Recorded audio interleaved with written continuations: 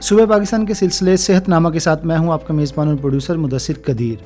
سامعین، جیسا کہ آپ کو معلوم ہے کہ اسموگ کی وجہ سے مختلف طبی مسائل سامنے آ رہے ہیں اور اس وقت پنجاب سمیت ملک بھر میں اسموگ کی شدت بڑھتی جا رہی ہے۔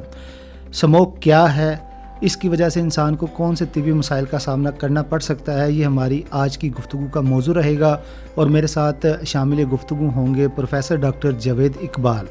آپ services institute of medical sciences میں تعینات ہیں اور ماہر امراض ناک کان اور گلا ہیں۔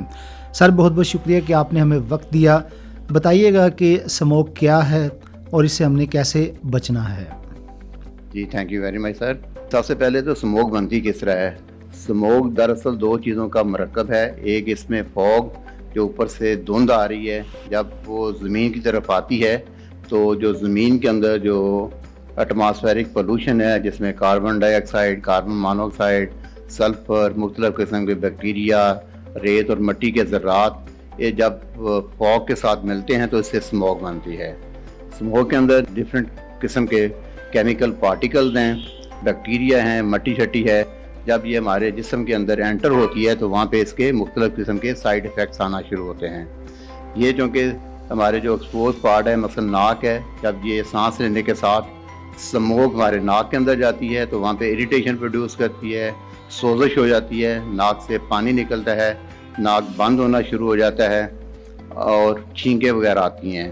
اور جب یہ اسموگ گلے کے اندر جاتی ہے تو گلے کے اندر اریٹیشن ہوتی ہے، گلے کے اندر درد ہوتی ہے، سوزش ہو جاتی ہے، کھانا نکلنے میں پرابلم ہو سکتا ہے، ٹھیک ہے۔ اس طرح جب یہ نیچے ہمارے سانس والی یا پھیپھڑوں میں پہنچتی ہے تو اس وجہ سے پھیپھڑوں میں اریٹیشن ہوتی ہے، کھانسی وغیرہ آتی ہے اور سانس لینے میں دشواری پیش آتی ہے۔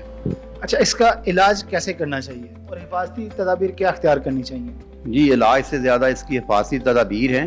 ہم نے اسموگ سے اپنے آپ کو بچا کے رکھنا ہے، ٹھیک ہے۔ آج کل جس طرح ماسک بہت ضروری ہوا ہے، ہر بندے کو ماسک کا استعمال لازمی کرنا چاہیے، ٹھیک ہے۔ خاص طور پہ جب اس نے باہر آؤٹ ڈور ایکٹیویٹیز کرنی ہے، باہر کی طرف جانا ہے تو ماسک ضرور استعمال کرے۔ اور اس طرح بچے جب باہر جاتے ہیں یا اسکول میں جاتے ہیں ان کے لیے بھی ماسک بہت ضروری ہے۔ اس طرح جب موٹر سائیکل والے ہیں، وہ جب موٹر سائیکل سڑک پہ لے کے جاتے ہیں تو ان کے لیے بھی ضروری ہے کہ وہ ماسک استعمال کریں اور اپنے ہیلمٹ کا استعمال باقاعدگی کے ساتھ کریں۔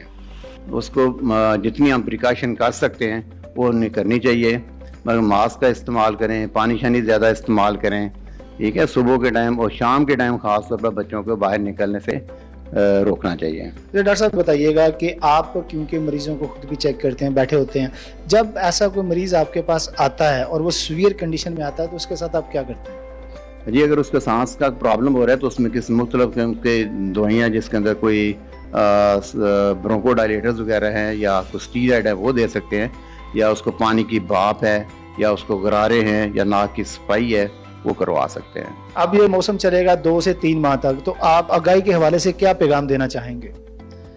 جی، اس میں جیسے میں نے پہلے بتایا تو ایک تو ماسک کا بہت استعمال ضروری ہے، موٹر سائیکل والوں کو ہیلمٹ استعمال کرنا چاہیے، صبح کے ٹائم اور رات کے ٹائم باہر نکلنے سے پرہیز کرنی چاہیے۔ بہت بہت شکریہ پروفیسر ڈاکٹر جاوید اقبال کہ آپ نے اسموگ کے حوالے سے سامعین کو آگاہ کیا۔ جی تھینک یو ویری مچ سر۔ اور اسی کے ساتھ سامعین، اپنے میزبان اور پروڈیوسر مدثر قدیر کو پروگرام صحت نامہ سے دیجیے اجازت۔ فی امان اللہ۔